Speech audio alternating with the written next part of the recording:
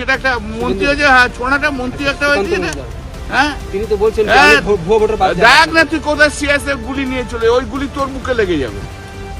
ওর মাস্তানি বার করে দেবো একদম। বালুরঘাটে ঢুকেছি, এবার 10,000 ভোটে জিতেছি, এবার দেখছি আমরা সিআইএসএফ দিয়ে গুলি করে চালাবে বলছে। অত বড় হিম্মত! বাংলার মানুষকে চিনিস না, ওই উত্তরপ্রদেশ দেখাস, ওই 2-4টে ওই কি জানা সুকান্ত এমনি হাওয়া দিয়ে উড়ে যায়, হাওয়া দিয়ে আমাদের কাছে উড়ে যায়। আয় না একবার বক্তৃতা দিতে আমাদের এখানে, আয় তুই শ্রীরামপুরে বলবি, আয়, তারপর তুই ঘরে ফিরে এসে করে দেখবো। বয়স হয়ে গেছে, এদের রিটায়ারমেন্টেরও বয়স পার হয়ে গেছে, এদের এখন বৃদ্ধাশ্রমে পাঠানো উচিত, এর যা বয়স হয়ে গেছে। এবং বাচালের মতো কথাবার্তা বলে, কখন কি বলে কোনো ঠিক ঠিকানা নেই।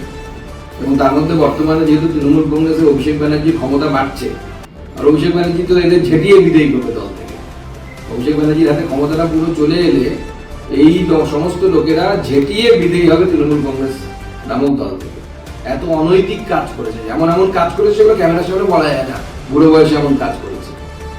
তো যাই হোক, আমি ওনার চ্যালেঞ্জটা নিচ্ছি, আমি কালকেই যাচ্ছি ওনার এলাকায়, দেখি না কত বড় বাপের বেটা হয়েছে। इस वीडियो को लाइक करें, हमारे चैनल को सब्सक्राइब करें और बेल आइकन जरूर प्रेस करें